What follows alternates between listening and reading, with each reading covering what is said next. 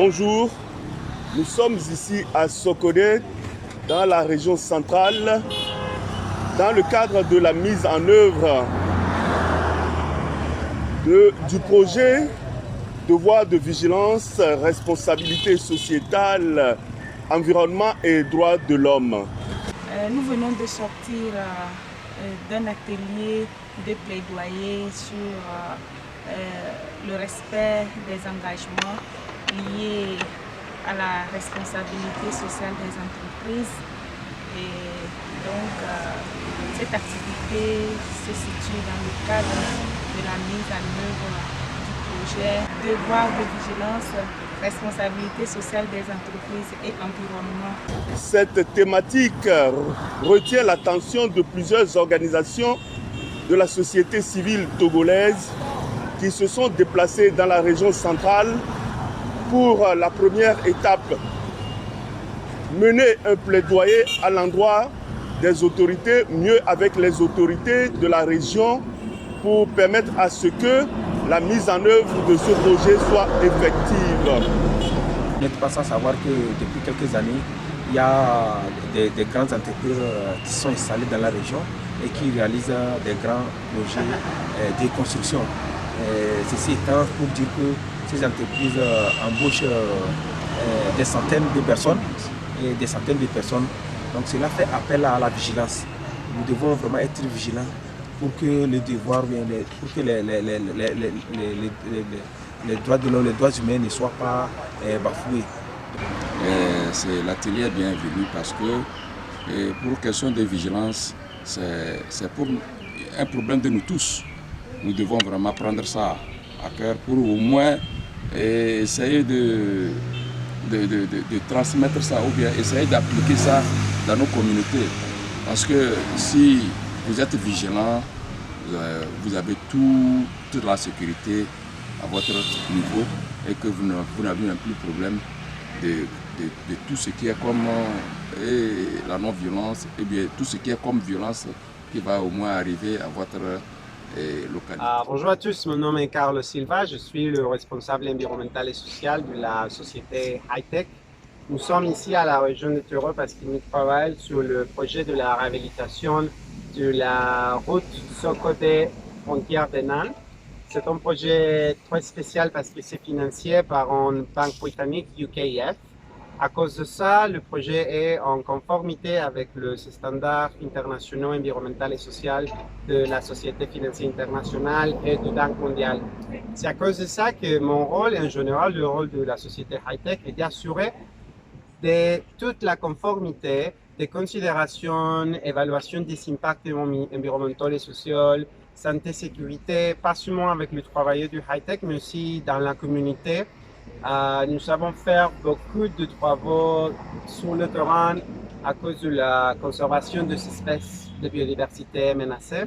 Le recrutement à ce moment, il y a 85% des employés togolais. Je me nomme Doukoua Emmanuel, je suis responsable HSE Sorobat, Togo, sur le projet de réhabilitation et de renforcement de la route Sokodé-Bassa, y compris l'aménagement et le bitumage du contournement des monts Malfa-Kassa. Sur ce projet, nous travaillons et nous continuons de travailler parce que les travaux ont évolué par rapport au relief, par rapport aux difficultés. Nous surmontons les différentes difficultés.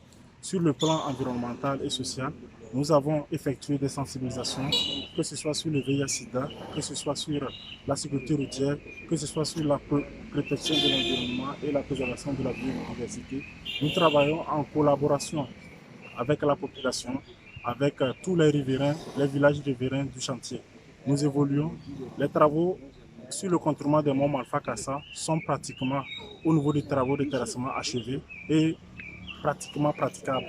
Mais nous évoluons avec les travaux de sol ciment, de GNT et d'enrobé. Il est dit que le respect des droits de l'homme, mieux encore, sa mise en œuvre, facilite un développement durable.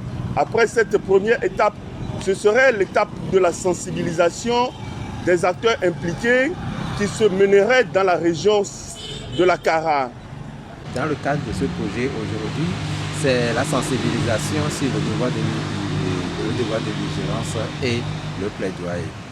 Donc moi j'ai fait une intervention sur le rapport d'étude d'impact environnemental et social qui doit être fait en collaboration avec la population, et ce rapport doit être publié pour que les recommandations soient mises en œuvre. Parce que qu'est-ce qu'on constate? On constate que sur le terrain, par exemple, lorsque les structures sont installées dans nos communautés, les actions de développement ne reflètent pas la réalité de la communauté. Alors que l'État a exigé, l'État, c'est d'ordre public que lorsqu'une entreprise s'installe dans une communauté, elle a l'obligation de développer cette communauté. Le devoir de vigilance, en fait, c'est un principe dont l'origine est française, en fait. Et c'est un principe qui donne des obligations liées à des entreprises. Mais ça prend souvent en compte les entreprises dont les effectifs d'employés sont supérieurs à 5 000 et qui font un chiffre d'affaires supérieur à 150 000 euros. Donc si on convertit ça en CFA, ça fait environ 800 millions de francs CFA. Et ce principe contraint ces entreprises à pouvoir respecter les droits humains ainsi que l'environnement. Donc ça les contraint, et compte tenu de l'impact que leurs activités ont dans ces différents domaines, à entre autres en quelque sorte faire une compensation en fait. Donc lorsque vous êtes à la tête d'une entreprise qui génère un maximum d'impact, c'est normal que vous preniez des dispositions pour réduire ces impacts sur l'environnement. Il faut dire que cette activité a reçu le soutien financier de l'Agence française de développement, l'œil d'Afrique pour vous, depuis la région centrale.